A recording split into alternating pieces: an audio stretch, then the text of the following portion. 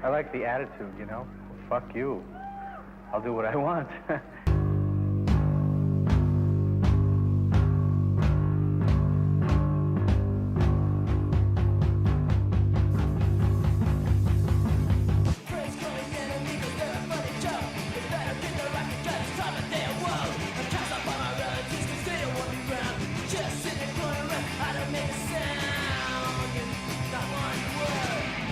There's never a scene without a club. But if you grew up in Orange County in the late 70s, early 80s, the Cuckoo's Nest was You're touring around Europe, for years and years after, you get a lot of questions. probably the most important thing to happen in Orange County. Cuckoo's Nest. Tell me something about the Cuckoo's Nest. A lot of crazy shit went down there. People were just crazy into it. It was all about the Cuckoo's Nest and just all of the crazy, wild, zany times that took place down there. And the first gig that I played with Black Flag was August 21st, I believe, 1981. And the first show was at the Cuckoo's Nest in Huntington Beach. In these surroundings of, suburban comfort and, manicured lawns and these perfect houses and people in their corporate jobs, and the children of these people were just looking for some life. Authorities there make a point of depriving all the children who grow up in the suburban neighborhoods, which are massive. They were like upper middle class, successful families in Orange County, and we were kind of flying under that cloak, and no one really knew what we were doing. We kind of got away with murder, really. So some really good bands and some really good songwriters, world class, even as teenagers, in those bands. It's a concentration of people. And any suburb's a pretty frustrating place to be. You can't have an effect on anything. You've heard through the years the Orange Curtain. Orange County was definitely that. You're behind the Orange Curtain. I grew up in the Huntington Beach area. I moved to Fountain Valley in 1970, and I grew up in Fountain Valley, Huntington Beach, Costa Mesa, Newport Beach area. My parents lived in Placentia. We were out on the border of Fullerton. I walked across the street and I was in Fullerton. When I think about it, we're all Orange County, we came from fine homes, but why us? Why were we there? There was other places to go. I wasn't from the beach, I was from Anaheim area. For money, I sold flowers on street corners. We'd be picked up in a van and then dropped off in these very remote areas. People would pull over and, I was robbed, I was beat up.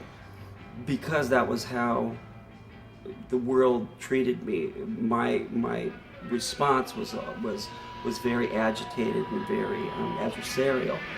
It came from living in a place like Anaheim for a long time.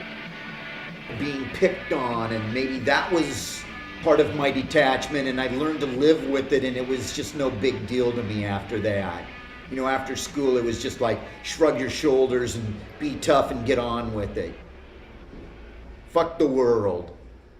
We already aggressive, semi-violent, kids with nothing much else to do. And then punk rock was a perfect vehicle. If you were adolescent and angry and malicious and didn't know why, and punk rock came along and you're like, oh yeah, that's what I am. I'm a punk rocker. If you're gonna be punk rock, it means you better learn to fight, because you're gonna have to. You're gonna have to fight in unorthodox places, like coming out of the 7-Eleven. Two guys are going to come out of their car and go, what's up? And it's on. Punk was just in your blood. It was just something that you didn't plan. You didn't apply to be a punker.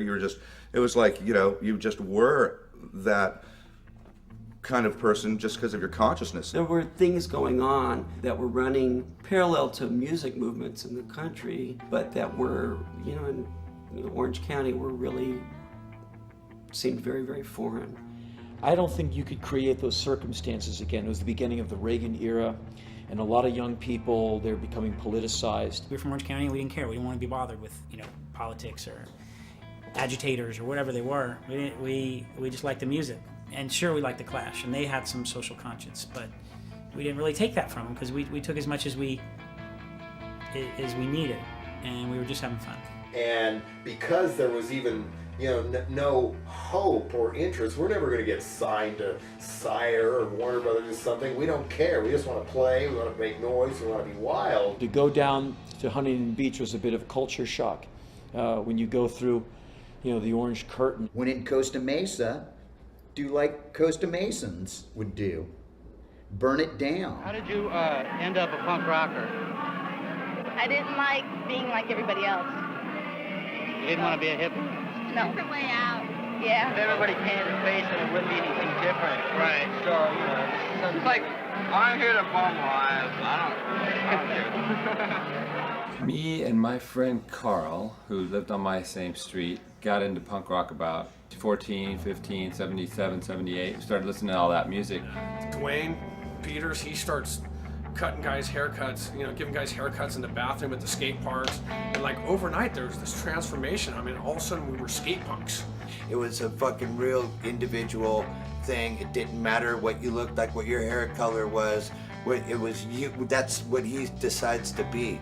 And we picked all of this up from, say, our brothers, our older brothers who were surfers, or some of us who were skaters. I heard about it at summer camp, and I when I got home, I asked my brother, well, what's up with the punk rock thing? I hear about it at summer camp. He goes, ask Steve Olson. He knows. He's already into it. You would have, I know I dyed my hair blonde or something. I met this woman from Hollywood, Miss Mercy, and she dyed my hair, and I was like pretty happening in the whole skateboard world, and that kind of flipped them out. Like, whoa, what's going on? And then all of a sudden it was like, you know what? This is what's going on. The old hippies have to stay in the back now because you never knew what was going on in the first place. I think it's really neat because it's just people doing what they want to do. How come you didn't become a hippie like other people? I don't know. I started in 1974 playing bass. I was in basically a cover party band. Everyone else was saying to Aerosmith and Ted Nugent and stuff like that. I had a neighbor that was like an oddball, Through him, that's how I met Mike Palm and we started Agent Orange. I mean, we'd go to house parties and we'd just go to practice our studios and then just come back home late, hiding from our parents, sneak in, go back to sleep, go back to school. I think the first time I went to the Cuckoo's Nest was to see the crowd. In the beginning, it was house parties, something that's just basically unheard of nowadays. It's one real downfall of the youth of today is they'll never really experience that raging 150-person, 3-band, 5-kegger house party when your mom and dad was gone. To go see punk rock, in Orange County, if you grew up in Orange County, you could hear about a party. You might go see the crowd at a party, or you might see Vicious Circle at a party in the early days.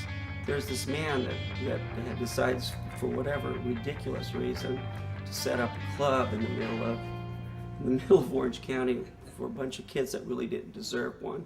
It was helping try and launch a new sound, a new scene, a new attitude that by necessity had to blow a lot of the weak and square and boring 70s music and dumb blow-dried hair on both sexes and everything out the window. Jerry had opened up the club up the street called the Cuckoo's Nest, and it was still rolling along with your more mainstream rock bands at the time, top 40 dance bands, things like that. We'd ride up to the club and just pound Jerry for a gig, let us play, we'll bring people in. We didn't know what we were doing. It was just the blind leading the blind.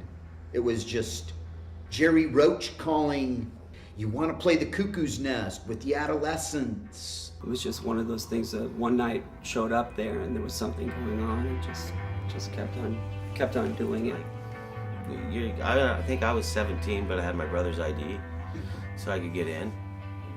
When Tony and I first met, it was the first time I went to the Cuckoo's Nest. It was the Go-Go's and Iggy Pop, and I couldn't get in because it was 18 and over. And I mean, I know I got in a lot of times when I wasn't 18, but that night, that was what we were told. It was 18 and over.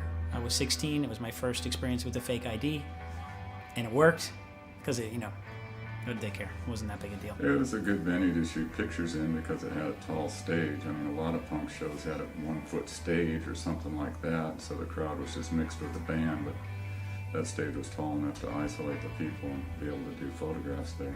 It was a party. It was moving 100 miles an hour. There was no road map. There was no list of things to do today. Cuckoo's Nest was one of those places that helped ignite the Southern Californian punk rock scene, which in turn helped ignite punk rock music and independent music all over America, because it was a very sexy scene. Punk rock just sort of happened to the Cuckoo's Nest. It wasn't planned. It was just a set of circumstances where business was off. These kids were bugging me for a gig. I thought, what the hell, they were trying. And all of a sudden, all hell broke loose.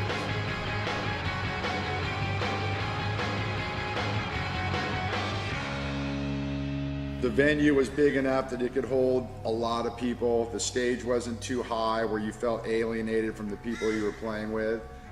The blue clouds, the stage, and that was what's like. You see pictures today, and you can just, wow, that's the Nest. Most stages were black, or something, but the Nest, it stood out like a sore thumb with that baby blue and the clouds and stuff like that. I don't know whose idea that was to paint the clouds on the back of the stage. How can you have the Cuckoo's Nest without, the clouds and the sky in the background of the stage? You knew immediately as soon as you saw that, where it was. That was the Cuckoo's Nest, Well, it was a cool room. I mean, it was an interesting setup because the stage was kind of in the corner, and it was not too big. It sounded good in there. It was perfect sound. It was unbelievable. To hold the Ramones and not fucking blow out like that or anything. I never heard anyone fucking.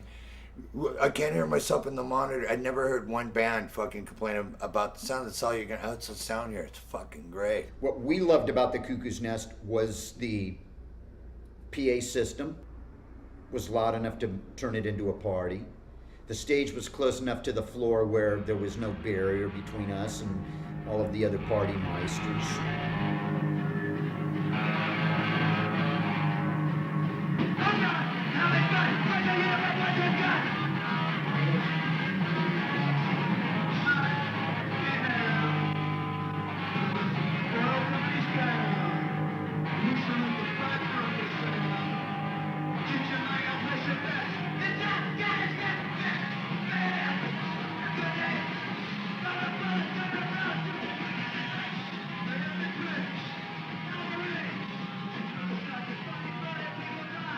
Elvis changed everything, and then the Beatles changed everything. And this punk rock thing shows up, and I really didn't like it, but after a while I realized, this is it, pal. You're not supposed to like it. Get with it. This is their deal. Sit back and watch it go.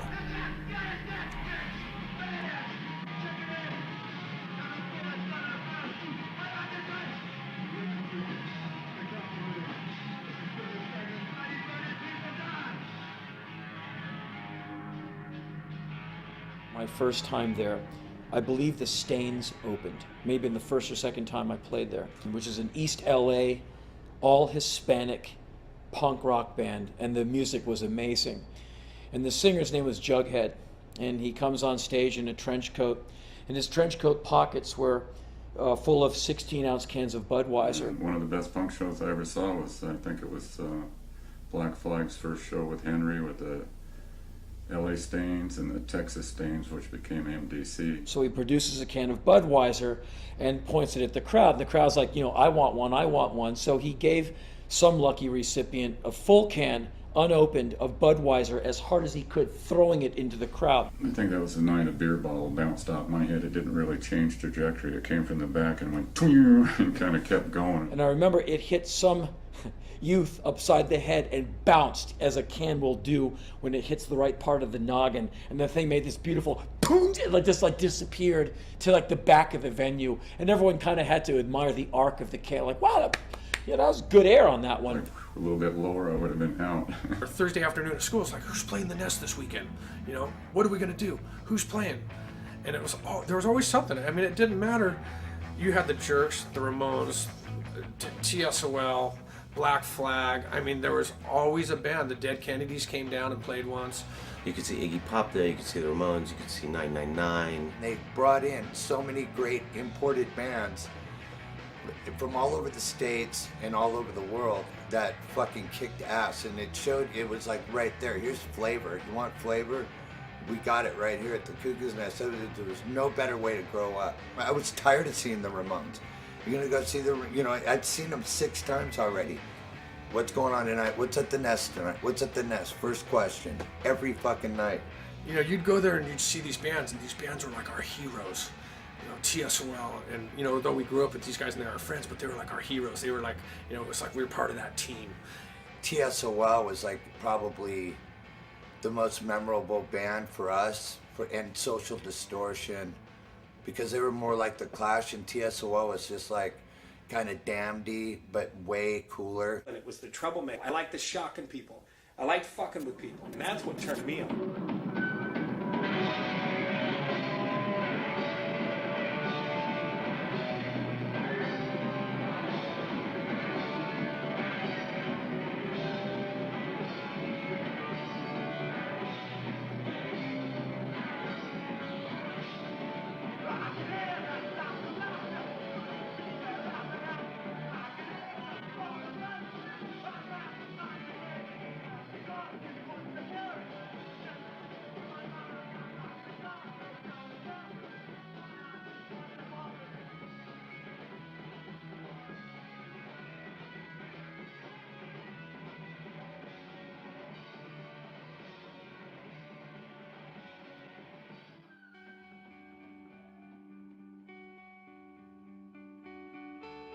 I was newly married, and I had to, make money to feed my family, basically. And I had to find some kind of job, so I was selling real estate, and I sold a big restaurant to a guy who was in the business.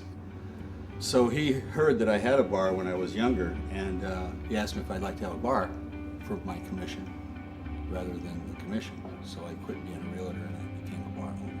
When we very first opened, it was meant to be one of those meat markets, boy meets girl, put a band on that plays all the hits, people dance, but there was another bar called Jaws, and the hot movie was Cuckoo's Nest, so just name it after a movie for no particular reason.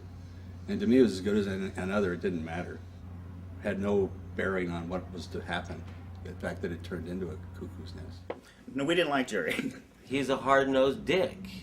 I was the businessman of the band. I saw that we sold the place out. I wanted more money. He didn't want to give me the more money. For a 16-year-old who, who saw a lot of money coming in, and we felt like we should be paid, a decent amount of money. We found out from the circle jerks and other people, they were making more money than we were. So we want to make the same money as the circle jerks. And well, just get down here and complain. We're like, well, no, not now. And then we fought for a little while. I remember that. Jerry is in the room with us right now, so we won't say anything to denigrate him, but he was a real tightwad son of a bitch. And to get money out of him, you might as well go in with pliers and say, I need your molars. We felt that, all the way down the line, that there were things that were due to us that we weren't receiving. So, there was a certain amount of animosity and hostility towards the club itself, which is rather ironic since it was the one place that we could go that would offer shelter.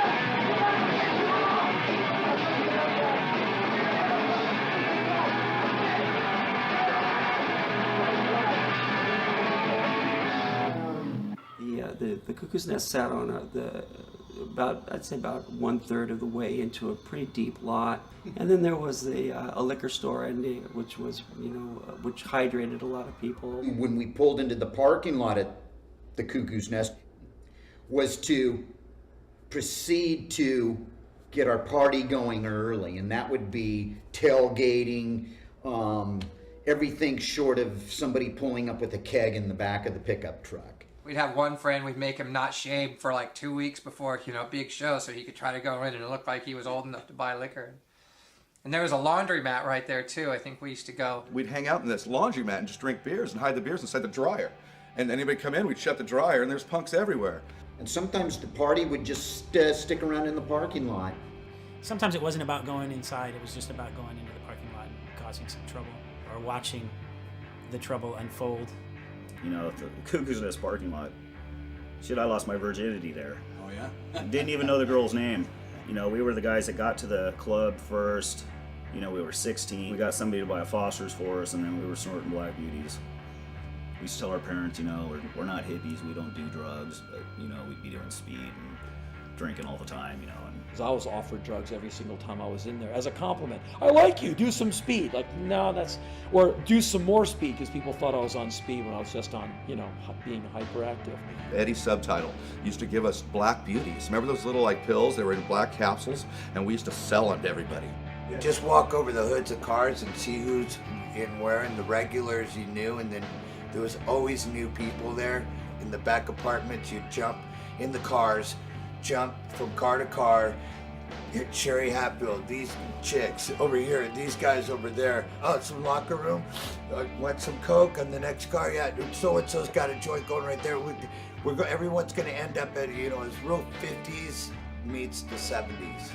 You gotta remember Socrates said that the world was going to hell, or the younger generation was going to hell, and they weren't worth a damn, and he didn't have much hope for the future because the kids weren't worth a shit. And essentially, that's what they're saying today. There was a lot of drinking, a lot of just fights. There was a lot of crazy times. I remember we'd eaten some Quaaludes, and there was a bouncer, and we were just like kids, and he was like some muscle-bound dude, whatever, doing his gig. But he was like, "It's over, it's closed, get the fuck out of here." And my brother was like, well, "What are you gonna do, kick our ass because we're not leaving? We're leaving, we're walking away." And he's like, gets in some karate sense, and my brother kicked him in the nuts, right? And the dude went down, and then we dogpiled him. We didn't sock him. We weren't there to fuck him up. We just dogpiled him, and he lost his mind. He was screaming at the top of his head, "Get off me, you're trying to kill me." And no one was throwing punches or anything. We just thought it was funny that we'd subdued him with body weight. And we got up and we were laughing. It was funny. We were stoned out of our minds. And he was like, "You're crazy." And we just were thinking, "Yeah, what? We're not crazy. We're just having fun, man." And we just learned to shrug our shoulders and say, "Hey, have a nice night, fuckface." Over there. Hey, over here. Oh, Father, okay. you're going home? Yeah, goodbye. He's going home, oh no. What? Go ahead, say something. Okay. Our main premise is to get people to hate us. Now we're getting into the real nitty-gritty. Why do you want people to hate you? Because everybody else wants people to like them. He went to get it. Uh-oh. No, I won't get it. And, fuck them, man. Who wants to be liked? Ow! The people very close to me were upset by it, like Zuby's, the guy next door who I shared a parking lot with, and the transmission place. When I didn't have anything on the lot, they just filled the whole lot. And like I say, they trashed the lot. That's what really bugs the hell out of me. All the business people around here tried to do whatever they could to protect themselves. There was all this hoopla with the guys next door at Zuby's and the Cowboys and shit. You could trash a few things, but there was a line that, we all love this club, and we've seen a bunch of clubs get shut down because of some of the behavior that we've brought into some of these places. Dave, what was your most fun, violent trip? The gang fight between the bouncers here and Zuby. Oh, yeah? That was last week, right? 2 weeks ago at T.S.O.L. Oh, yeah? What do you think of the Zuby people? Suck. Everywhere T.S.O.L. went, blood followed. In the parking lot, on the dance floor. Amazing band, but their audience was trouble. Went beyond what some other people would do in some cases. I guess T.S.O.L. got their equipment by scoping out a music store and smashing the front window, and each knew what to grab, and then suddenly they could play music. It's okay by me. Every time I try to walk by there, the cowboys try to butt fuck me there. They told us that fucking these are shit kickers and we're not allowed to wear them. Oh, yeah. We don't know how to kick shit. Yeah, we don't know how to kick shit. Don't know how to eat it either, but they suck a lot of it over there. We truly believed the etho and the ideal. We absolutely believed it, you know, and therefore we were reckless beyond belief. There was a lot of hostility towards the club next door, which was like a cowboy bar. There was just a lot. There was a lot of friction that started to occur.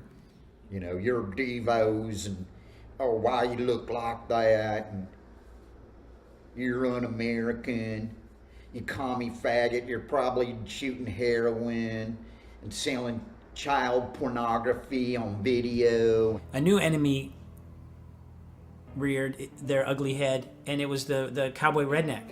The Southern Californian redneck, who is very well fed, very big, very able, and wants to indiscriminately punch the living daylights out of anything that looks like punk rock. And there they were at Zuby's, sharing a parking lot with the Cuckoo's Nest and the punk rockers, who were already dressed to challenge everybody. You know, they were looking for an enemy of some kind, and then they found it right there in their parking lot. I mean, it was Orange County. What enemies is a redneck gonna have? So they found us. It was pretty frightening. I mean, I know for one, I was only like 16, 17. I didn't want anything to do with it. I mean, punks aren't doing anything that bad. And the cowboys, not to mention the cowboys at Zuby's, hating the punks, antagonizing them and calling them names for no reason and stuff. Of course, the punks would retaliate, you know, like anybody would if you said, you know, you're ugly, I hate your guts. Somebody would say, you know, no, I'm not, and like wonder why they did it, you know. Like these cowboys, like came out about 5 strong. They're all, hey, you homosexuals. They're all, you know, sitting around, and we're all 20 punks running around the corner. The cowboys turn, run back into their club with their tails behind their legs. 20 beer bottles crashing against the door they just ran in. Just like a barrage of hand grenades in Iraq. It was like oil and water in that parking lot where we had the hard hat guys and we had the punkers. And you can imagine it in the evenings, you know, they're coming to dinner with their families and these guys are coming to raise havoc. Yeah, what do they think of the punks? They don't like them. They don't? No, they don't like punks. What do they do? Gawk at them, call them names, get into fisticuffs with them. They generally started? Yeah. Yeah, they generally start a lot of the problems. Invite them over to watch this movie. All you folks at Zuby's can fuck off, man. And the Cuckoo's Nest had the potential, not only these cowboy ass-whooping jock types who will fight anybody, they'll fight the security. They were ready to go. I'd say about 3 or 4 months ago when this big cowboy guy. How big was he? He's about 6'8". He got jumped by a bunch of punk rockers, so he said. And so he went back to his car, got a 9mm pistol, automatic pistol, came back and wanted to shoot a few punk rockers. And you were going to draw on him, right? Well, when he went down for the gun. A draw. I mean, you guys were going to draw on each other. It was like a Western shootout. Well, he went down for the gun, and I just pulled my gun out and aimed it at him, and told him if he didn't get out of here and get away from his ankle, that that was going to be the last time he ever walked. You know, you get a bunch of drunk rednecks in their pickup trucks, and they see a bunch of crazy, you know, multicolored haired, spiked haired, mohawked haired guys, and it's like, hey, it's gonna be a gang fight. It wasn't even like the people at Zuby's were the problem. It was a stereotyped person that that a lot of us had to deal with. Oh yeah, they used to come around and be tough, and the punks would beat them up. You know, it's like one time we had 6 guys in football helmets and baseball bats march up to the Cuckoo's Nest. They were gonna kick some punk ass. And the punks saw them and just went, oh boy, and about 80 punks took out after these 6 people, and they dropped their bats and hauled ass. It was great. So, what do you think of the cops? They're okay guys, but they just take it to a limit a little too far. They're just jerks. How about the Pat Brown incident? The legend of Pat Brown, you know? Pat got drunk and tried to kill a cop. Actually, we left right before the whole thing happened. An hour later, man, I heard all hell had broken loose, you know. Pat was a T.S.O.L guy. Yeah, completely. But Pat Brown was a skateboarder before he was a punk rocker. I heard some stories about you too, but you don't want to go into that. I'm a nice person. Pat, Pat especially, his greeting was a headbutt, like, so that was another one of the police kind of setups. I want to be myself, be a person I want to be every day. I'm not like everybody else on the street. What do you think about the explosion, the fact that everybody's becoming a punk rocker? It's ridiculous. Always getting involved in craziness. It's like when the police got him that night, that when they finally got him, he just pulled over and goes, "Fuck it, what did I do?" This guy we know, Pat Brown, he was just in his car driving through the parking lot. This is like when the police were like catching you for any small thing that was going on.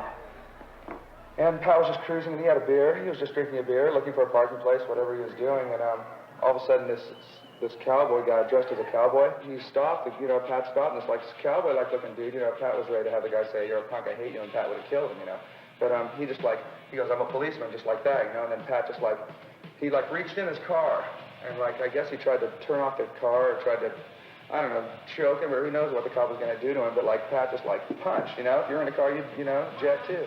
The cop is here, Pat is driving out, they're all, "Stop." Pat's all, "No." Floored it. Cop just goes, "Shit, I'm gonna get run over, right?" We're all just hanging, right? And then unloaded a gun into a car with people everywhere as he's driving away with 5 or 6 people in the car. I talked to one of the kids that was in the car and said, "Yeah, Pat swerved at him." And then the cop got up, shot 3 rounds into the car. Could have killed one of those kids.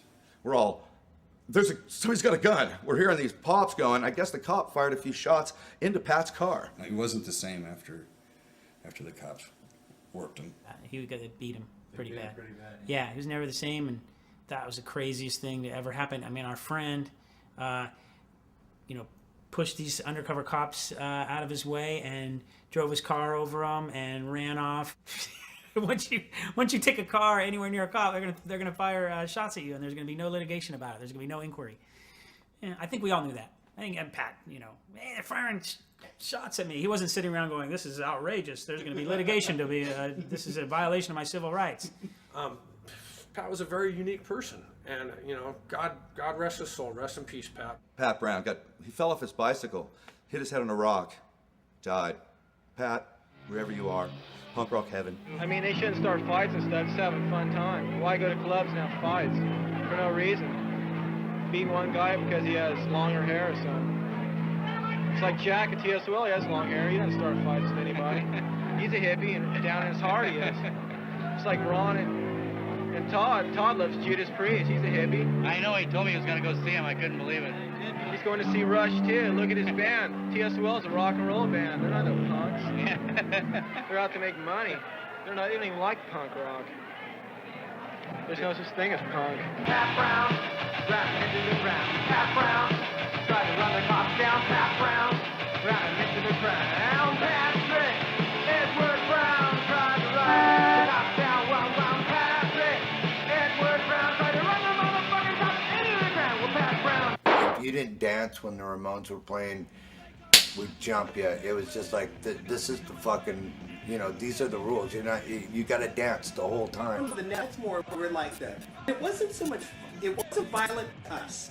Like inside, if you're just with your friends screwing around, you got a bunch of cocktails, and everybody drinking and going nuts, then you just have a fight. It's just, let's have a fight. It was fun. Jump around, get sweaty, scream and yell, guzzle a few drinks, go back out. You're pogoing up and down, then you kind of bounce sideways and run into the person next to you, and that's still cozy and fun. And then some people decided to skip the up. When the dancing went from pogo, which is one thing we're in the pogo, we're pogoing everybody, I'm only 16, everyone's scary around here. And then all of a sudden it went to what later was, I guess, coined by the LA Times as slam dancing, when it went like that, and then it was this, it was punching. It was dangerous. You didn't know what was going to happen to you. But it was a toughening up area for fighting anywhere else. the thing about seeing the punk bands there, by now they were starting to do the slam dance and do the moshing, and that was the part that really this got me, was the, you know, seeing this physical contact and seeing these people just bashing into each other. All these guys, occasionally you'd see a girl there, but it was pretty much, you know, a guy's hangout, and it was just electric. The slam dancing and all that stuff started there. Yeah, looking back on it, like I said, I started realizing that wow, that something started there that was pretty earth-shaking, and then it endured and it didn't go away. And that, of course, was the slam dancing, or whatever they want to call it, the mosh pit. Well, I think that it's just the overall influence of physical contact. I think that's a necessary element of punk rock, and it's really easy to get involved in it because all of a sudden you're out there banging with someone, and it feels natural almost, you know? It's fun. You're standing there on the side, and all of a sudden action starts behind you, and you're standing in the same place, but you're in the middle of the floor now, you know? So it's either slam out of there, stay slamming in there, or get knocked down, you know? So you have to start Slam your way out. You'll slam your way out. And that's cool. That's fun. Though you're bouncing up and down and sweating it up and running into each other, ultimately, no one's trying to hurt the other person at all. I'll never say that I started or invented slam dancing, because I've seen monkeys in the zoo running around, swinging their arms back and forth, you know, being all crazy. But my style was pretty running around, arms flailing, legs in the air, microphone. And a lot of the kids picked up on that and started to kind of imitate that style that I was doing. And then all of a sudden, you know, you get 5 guys doing it, then all of a sudden 10 are doing it, and pretty soon 50 are doing the same thing, and it's turned into this big slam thing. It wasn't to the point where guys were slamming, trying to get the guy behind them in the face. It was just, you know, just the style of the time was running around. Instead of pogoing, you know, which I would crave for after it turned into the fight days, you know. It's like, quit fighting, pogo, man, let the girls in here, that's what we're all here for, you know. But once the evolution started, it couldn't be stopped. And people have said, hey, you know, you're the guy that started slam dancing. And I'll say, well, you know, I had a certain style and some people picked up on it, but I would never, you know, be that arrogant to say that I started slam dancing.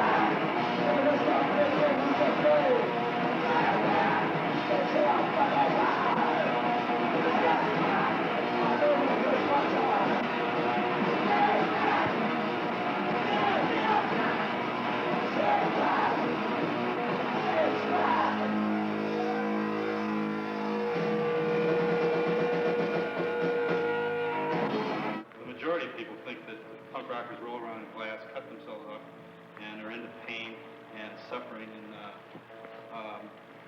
you know, if anybody knows what's going on about punk rock, it's you. Do you think? I do. Well, you have a good vantage point. Well, I don't. When I play, I don't really look, to be honest. But they're certainly not out there to get hurt. no one goes out to get hurt. I mean, I don't. I don't think anybody really does. People were afraid to come into the Cuckoos, and my friends wouldn't come. Yeah. And I remember Jim Garano saying the first time he went how afraid he was. And that was kind of part of the early thing was nobody knew what was going to happen. And so there was an element of fear because you couldn't predict it. Yeah. He'd kind of, walk around on the edges of the mosh pit. And he'd kind of take me along with him and go, see, they're not indiscriminately, pulling people in or beating people up. It's just the people that are within that circle, they're all part of this little club, and Like fake violence. Yeah, fake violence. It was really an athletic kind of release. Really, I mean, it was like football off the field. Well, you don't break bones or anything. You get bruises and swollen parts of your body. That's nothing really that big. It's like a chaotic, really drunk high school dance. Can you remember? You know what it was like. And sometimes I remember you'd like just walking into the crowd and go, watch this, and just walk through the crowd and nothing would happen. The violence hadn't started yet. The whole Black Flag uprising and the beat the hippies up and all that hadn't come into play yet. You never knew what was going to happen. It started off a lot of fun, and as Jerry knows, progressively, as more of the people that turned from football to punk rock and from wrestling got into punk rock and this and that, some bad elements started to come into it. It got labeled hardcore. It was a little more extreme, a little more intense, and eventually it got faster in tempo than punk had been. And but there was starting to be so much stupid violence coming in. People jumped stage diving just so they could punch somebody in the back of the head, white power shirts showing up and stuff like that. But then these guys come in trying to attack these kids, and they just get living shit beaten out of them for it. Oh my God. But I think the first thing said to me in this boiling mass of white youth who was glaring up at me, I think some young man with no hair on his head looked up at me and said, "You better be good, you fucking faggot," which is something that, gets the blood going and makes you really want to excel.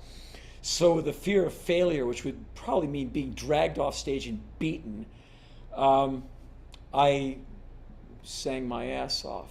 It was a period of time when a lot of the football jocks from high school that shaved their heads would come in, and they thought punk was just about violence and beating people. And that's when the scene started kind of turning towards the negative. It was still fun to play on stage, but when you look down into the pit, it got very frustrating just to see guys just pounding the living crap out of each other when they're supposed to be there to have a good time and have some fun with some bands that they like. I was always relieved at the end of every show that no one was seriously hurt, or no one, although it looked like holy hell. Yeah, after each song, no clapping. Just, all right, what else you got? We have to beat the crap out of each other, and you're the soundtrack, and you're lucky. I guess the acknowledgement that you're good is we're not going to turn on you on the stage. We're gonna keep beating the crap out of each other, and you just keep playing. The Nest had everyone from all over coming in. I mean, and it seems like when the Orange County kids and the South Bay kids and all the kids got involved with punk rock, it got a little more violent, and it got a lot more intense and hectic. And I remember this one particular night when Black Flag was playing at the Cuckoo's Nest, and I had walked down to the liquor store to get something, and when I returned, I came out of the liquor store, and there's a man laying in the driveway, and he had a hole in his head and blood coming out of both of his ears. And I picked him, kind of cradled him, put my leather jacket over him. Didn't really know what happened. And, the paramedics, police, there was tons of cops. And what had happened is this older man was at the laundromat down from the Cuckoo's Nest, and he was intoxicated, and he pushed a girl. She had told somebody, and then like 17 skinheads came down and jumped the guy and beat him in the head with a 12-pack and just beat the guy. And I heard he later died that night. But that was about the turn for me when I kind of got out of the scene because I was tired of all the violence. At one point, the singer guy, whose name I don't know, he picked up and either swung the mic stand or threw the mic stand, and the base of the mic stand hit a girl squarely in the head. She didn't see it coming. She had no need to be hit by a mic stand, and it hit her solidly in the head. it's like someone pulled a string out of her. Her body hit the ground, and she went into these spasmodic convulsions, and everyone kind of stopped. It was such an awful sight that you got nauseous looking at it. Like, is she gonna die? I started walking down the street, and people would threaten me, and I had face-offs and fights and things like that in the street, and because people realized what it was connected with. And it was getting big enough to be a threat. Before it was a threat, someone could laugh it off. When it became something that looked like it was an actual replacement for what other people were doing, that what other people were doing was lamer, and that it was basically tired and old, then those people respond in like with, it's like they put a culture tariff on it. They try to get rid of it. You know, they go, okay, this is, well, I can't assimilate into this, so let's stop it. I've invested years in my Led Zeppelin cool, so let's, keep Led Zeppelin the happening cool so I can still get laid, and I can still be cool, because when it goes out, I won't be cool anymore. Culture is a living, breathing thing, and any attempt to pin it down is futile. The police didn't really know what we were doing there. They didn't understand they didn't understand that they had a youth movement going on that was really a lot. That was something that they didn't recognize. They would pick certain people out by the way you looked and your appearance. And I think it was my brother Jay and I, we were riding our bikes around and got pulled over, and they, are you a punk rocker? And I said, well, of course, yes, I am a punk rocker, and very proud of it, and so is my little brother, and they proceeded to put us down on the car and spread us out, and at the time they were mugshotting everybody, and then they would keep a file of any vandalism or any acts like that they could go through. And then at the time, the Huntington Beach book was, this was like 1979 or 80, and it was already fat, because they would, anytime they saw something a little bit out of the ordinary, they would just pull you right over and give it to you. There was a lot of fear for punk. The media grabbed that and really fucking twisted it up, and it wasn't good for us with the cops. It was the punk rock file. Everybody was on it with different color hair. Every time you went to the police station, you'd see your picture, and all these, man, I haven't done green hair in a while. I haven't done it. You know what I mean? You have fun with these cops. They were very paranoid of the scene. There was always cops out front. Cuckoo's Nest, there's something going on over there. They'd have 20 cop cars over nothing. You know what I mean? And it just, and everyone's drunk. Let's fuck with them tonight. And that's how pretty much anything got started, and then it would escalate. Riot. Well, they went there and caused the riot because they wanted to practice crowd control. And really, it was just kind of a bunch of kids, so it really wasn't that dangerous for the guys in flak vests and helmets and sticks. But, you poke the dog with a stick, and you're going to get the required effect. Once you fuck with the Costa Mesa police and the Huntington Beach police, you're biting off more than you can chew. They always win. The Costa Mesa City Council tonight voted to close down the Cuckoo's Nest Rock Club, the only punk rock club in town. Ross Becker has the story. For the young people in the audience at tonight's council meeting, the issue was the survival of punk rock and their place to enjoy it. For the management of Costa Mesa's only punk rock club, the outcome of the meeting could mean the survival of their business. The city council had to decide if the stories of bottle throwing, fighting, vandalism, and underage drinking at the Cuckoo's Nest are true. The owner of the Cuckoo's Nest told the council his club is being harassed, and he's tried to cooperate with the police and the club's neighbors, but he said there seems to be another reason for what he calls an assault on the social phenomenon. Club employees and patrons told the same story, but the police and some of the club neighbors think the problem is not punk rock, but the punk rockers, the ones who they say are causing trouble. People being extremely loud. What I mean by loud is just out really just screaming, yelling. Definitely would attract your attention if you're anywhere in the area. Broken beer bottles all over the place. The council listened. They listened for more than 2 hours. Then they had to decide. Councilman Don Hall said the problem will not go away, and Councilman Ed McFarland told the overflow crowd, "Don't blame us. We didn't create the problem at the Cuckoo's Nest." The young people left before the vote. It was obvious they lost. Cuckoo's Nest is closed for tonight. It was a 4-0 vote of the city council, but the manager says it won't be for long. He's taking the case to the Superior Court here in Orange County. He says it's a constitutional issue, and the city council should not be allowed to ban punk rock. They tried to get rid of me. Actually, that's why I sort of turned radical. I spent most of my time trying to placate them and make them happy and keep it under control. But once they tried to get rid of me, then I kind of let it go wild. And I really just wanted to shove punk rock right up their ass. I reopened May 1st, May Day, with Black Flag. May 2nd, T.S.O.L.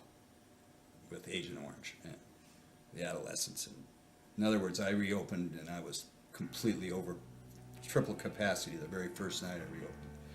Basically, I knew once the city wants you, they're going to get you, so I decided to go down swinging, you know. So the cops, not only, they wanted that venue gone. They saw Jerry and his venue as a big problem. It was something that was potentially out of their control. And the cops sought to control Jerry and the club and this music, this youth movement that was so powerful. I mean, you do enough crazy things and you bring enough exposure to yourself, you're going to end up paying the price. The writing 1,000 tickets in 3 nights, when they go to the board meeting, that looks real good. Like, the board members are like, oh my God, it's a crime wave, we must shut it down. But the dancing, I think, was the final thing, which might have been as simple as tapping your foot, because he didn't have a permit. It was just like new rules. You can't. You need a dance license, and we're not going to give it to you. So I basically eventually they started arresting so many people that people quit coming anyway. But to call it violence, where somebody's getting killed or something, is pretty ludicrous. I mean, it stems from somebody on the outside trying to sensationalize it or trying to simplify it. Jerry got closed down for the dancing was, I think, the final Achilles heel. That's when the way they found it. We'll get him this way. The officialdom wants things to stay the same. They want things to run smoothly. They don't want these hiccups of unexpected, unpredictable behavior. And pretty much, as long as you've got teenagers on the planet, you're going to have that in some form or another. It's like illegal or something, or it was illegal, and you felt like it was illegal when you were doing it. That's what really got me. I would have probably fought longer if I still had the people, but because of the mass arrest, it became really more than a game to go there. Now it was you could go to jail, and it's well documented that they arrested hundreds, big sweeping. They arrested me in one of their sweeps.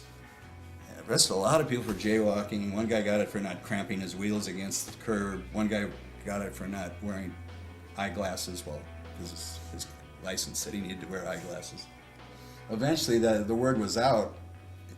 If you go to the Cuckoo's Nest, you might get arrested before you get inside the building.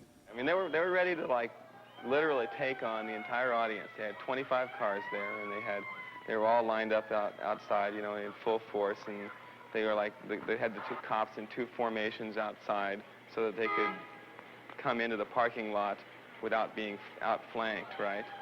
And put a pincher on the audience that was, as they would come out of the club, right? And the people who were still in the parking lot.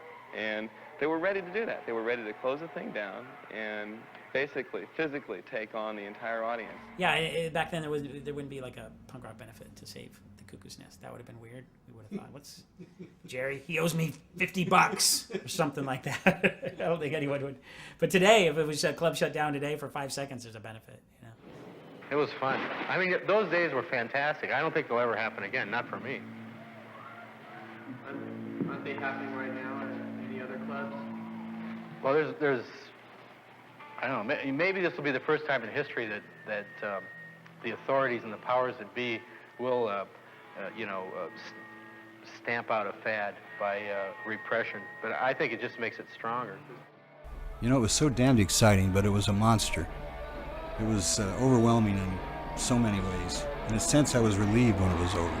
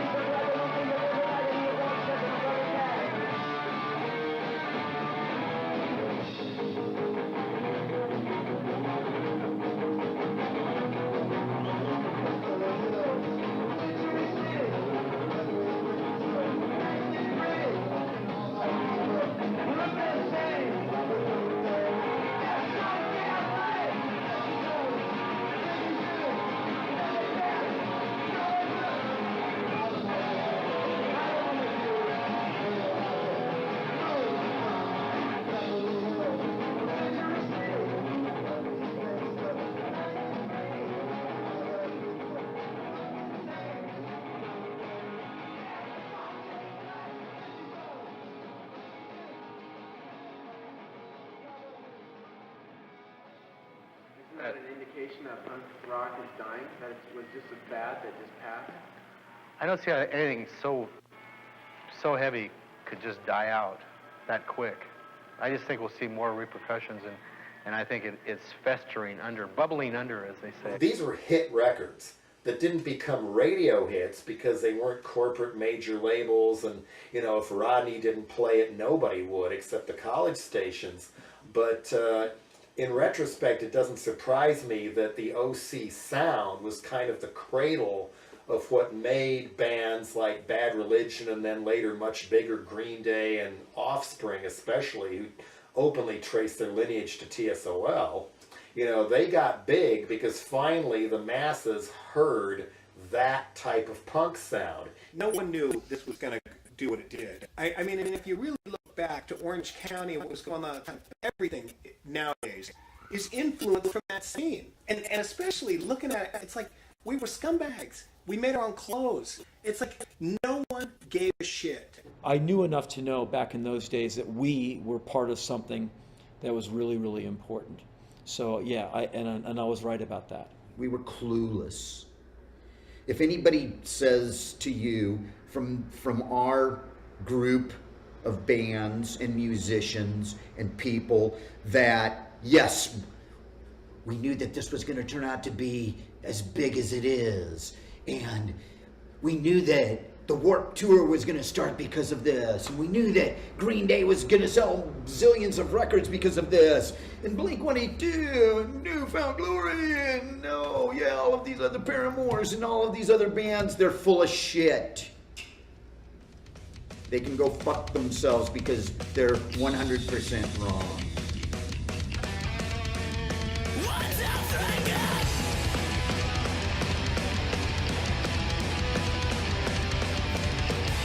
Every teenager goes through that period where they just want to say fuck everything, and punk's pretty much like, there it is. It's so real and angry, and I think the fact that I could relate to it. You believe in it, you know what I mean? It speaks to you, grabs you, and it's just, it's true. Second generation hippies now, they're second generation punks. It's like they could be into a lot worse stuff, so I can't blame them, but it's kind of funny. The kids are now 12 years old with my band Black Flag shirts on, asking me what life's all about. And I don't really know either, but I have a great time trying to pretend I do. We were 12, 13, listening to Black Flag and the Germs and all those T.S.O.L, all that kind of stuff. T.S.O.L, Black Flag, Circle Jerks. A lot of people are claiming punk rock, and I don't care. I mean, people could say they're punk or whatever, but all I know is, for me and for us, if we play a show at the Vault, well, we're gonna have EI play, and then we're gonna have the Diffs play. Old punk rock, dude, groundbreaking shit. I feel indebted to them. It's same struggles, same pissed off about what's going on. I mean, people now call it old school punk, old school hardcore. There wasn't any school back then. That's ridiculous. We were blowing up the school. I'm very proud of the role Dead Kennedys played in burning down the Hotel California. We're the Vietnam vets. You know what I mean? You can go buy a Skull and Crossbones t-shirt now because we were doing it then. You have everything from whatever, the Warped Tour, which I'm not putting down. I'm just saying everything is kind of forward and all the highways are paved. When we were there, it was kind of like dense underbrush. You kind of hacked your way through. The legacy, as far as I'm concerned, is not really that big of a deal. I'm just always amused, I guess. I just smile when I see somebody, walking down the street with a mohawk. I mean, it really was a statement at the time, and it really did cause these people a lot of, personal hell that they went through to dress like this and to act like this and do those things. They got stopped on the street and beat up. In a lot of ways, it's the same scene with a bunch of new kids. They're singing about Arnold Schwarzenegger, not about Ronald Reagan. And so it works for me, I mean, it sounds like punk rock. It smells like punk rock. I think it is punk rock. When you went to a show, it was electric and alive, and you didn't really know what was going on. Although, I wonder sometimes now, if the young kids at some of the shows don't still feel that. You know what I mean? It's not fair for me to say that it doesn't completely exist, because it may be still electric and exciting and new, although it's not as new as it was, because it really was forging new ground. anyone can cup a punk rock sound. You know, you make 3 chords, say some angry lyrics, blah blah blah, you're a punk rock sound, but you're not punk rock. It's not the same attitude. It's not the same thing. So now you see these guys, and they all look alike, and they dress alike, and they have tattoos, and they wear the outfits and whatever. But it's just the middle of the road, man. It's straight up fucking middle of the road. It's not out there. It's not. I don't know. It's just something I really struggle with, man. Fucking playing your music, doing your own thing. Some kind of an fucking not giving a fuck if anybody else likes it, not giving a fuck if anyone cares. Then you could be a punk if you want to be a punk. I was intertwined with the Cuckoo's Nest. There wasn't much difference between Jerry Roach and the Cuckoo's Nest, so it was always personal. And Jerry always had this really kind of lighthearted approach to the whole thing. It's like these were kind of, you know, people that he really enjoyed watching, and just the whole scene was intriguing. I don't think Jerry had to fight it as long as he did. I think he did it because it became personal, which made him one of us and not one of them. So I think, you know, although we were adversaries when they were kids, when they grew up, they realized that I was really okay. If we were out in the parking lot, there was a problem, Jerry would come out and walk us in, open the door and say, "Get inside.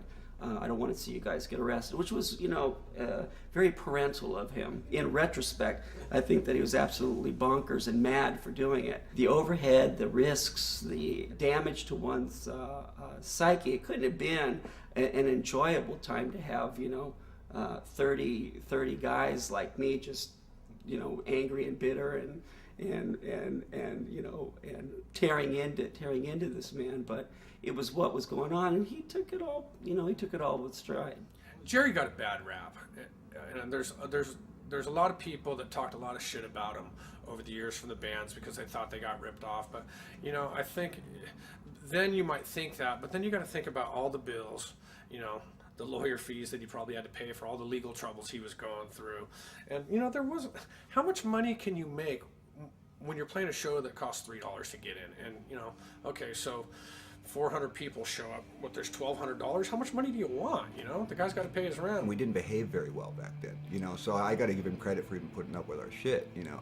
We're always sneaking people in, we're always fighting with the security, we're always, you know, doing something. He was dealing with just all these menaces, and my band might have been one of them.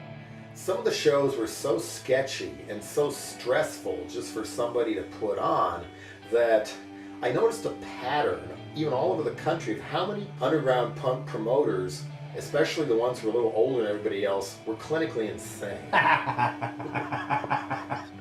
And to his credit, as I remember, Jerry Roach was always very fair to Black Flag. As I remember him as a guy who actually paid us. And in those days, it wasn't always the case. I respected Jerry as a business owner, and I didn't want to mess with him. You know, we were 16-year-old punks full of angst, and they're authority figures. But without Jerry, I mean, the whole Orange County scene wouldn't have been what it was. Yeah, Jerry helped us out a lot, you know. When in the early days, when the Daily Pilot and the Register and the LA Times were doing interviews about, you know, what was going on and if there was bad seeds or good seeds, I mean, Jerry always stood up for us. The gravity of what Jerry Roach did is unmeasurable to change rock and roll history, because he pretty much started a movement and helped a movement evolve out of Orange County, not to mention challenging the police department, challenging social ethics, morals, everything involved. I don't know what would have happened if there wasn't the Cuckoo's Nest. I don't think there would have been anywhere else, really. No one seemed open-minded enough to open it up. No. You know what I mean? I'm not here to suck the ass of Roach, but like you did, like give everybody, no, you know what I mean? Like now that you're a little older and you have a little bit of fucking clue. Roach was like the dude who let us come to his place and have a good time. I don't know. I know I had a lot of great times at the Cuckoo's Nest. Jerry introduced me to my wife, who I've been married to for 20 years in November. How about that? That's a good memory for Jerry Roach. Jerry, he's a good one. The hippies, I don't think really believed in love that much, and I don't think the punks believe in hate that much. It's just something, I think it's shock value, and it's something like saying, hey, look at us, you know, look at me, I'm different, I'm something new, and what are you going to do about it? But this is what people went through to try and carve out a place to play this music that the establishment, as it was called then, was against, and the music establishment was against as well. Punk rock is just a bunch of Neanderthals or something. And so much history is painted of the violence and the slam dancing and people getting hurt and people warming on glass and all that stuff.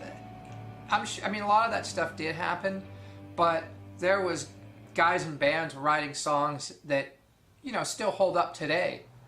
And we were all from this little chunk of this corner, and just if Fullerton alone had Agent Orange, The Adolescents, and Social Distortion. Who would have thought that 30 years later, people are still talking about this little nightclub, The Nest, in Costa Mesa, California? And it is. It's legendary. It was a pretty magical time, that little stretch of a few years in the late 70s, early 80s, where there was a lot of great bands. It was about the only venue that a lot of these bands could play, and so it was a hub, I miss the Cuckoo's Nest. It'd be nice if they had a place like that now for the kids, but then the kids would probably want to book Britney Spears or something. I just know that we're always doing something we couldn't, but without that place, we wouldn't have really had anything to do. It was a great place to go, and anybody that didn't get to experience a club like that in punk rock, I know there has been other little bastions, so to speak, but that was a golden time, and it was a great club. Youth at its finest, and looking back, and at the time it was so fucking adrenaline exciting, and just a new movement, and everybody felt like you could be a loser. We're just skateboarders, and you just felt like you belonged. You had a place to go, and the old ways were done. Okay, this is why we get beat down all day, is for things like this, and people came from all over. I don't know all, because I was so young, all the inside politics, and I'm glad I didn't know, because I know music inside and out. It's a dirty business, but I fucking know that it was clean for me. Punk rock is a lifestyle. Punk rock is a way to be, it's a very beautiful thing. I think it's helping to save the world, personally.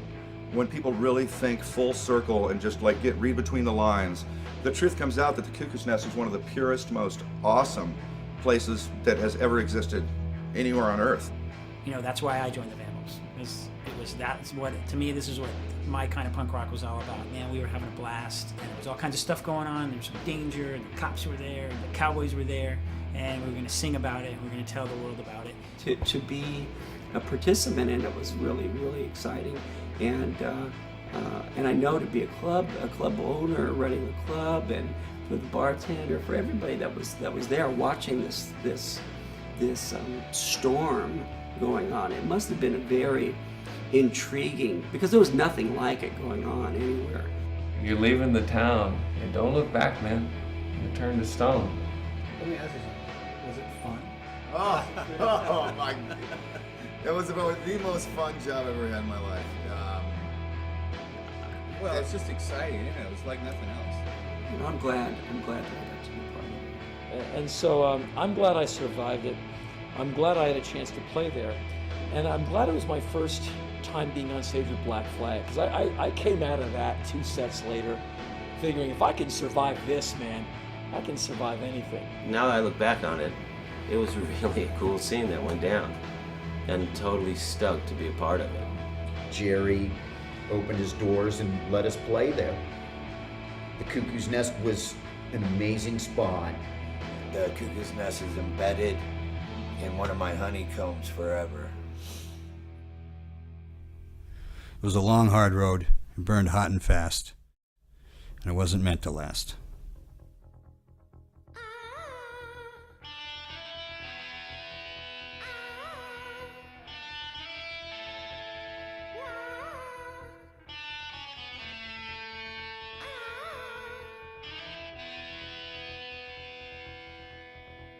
I want to be a cowboy. I'm going to be a cowboy. I'm born to be a cowboy. I want to be a cowboy. A cowboy!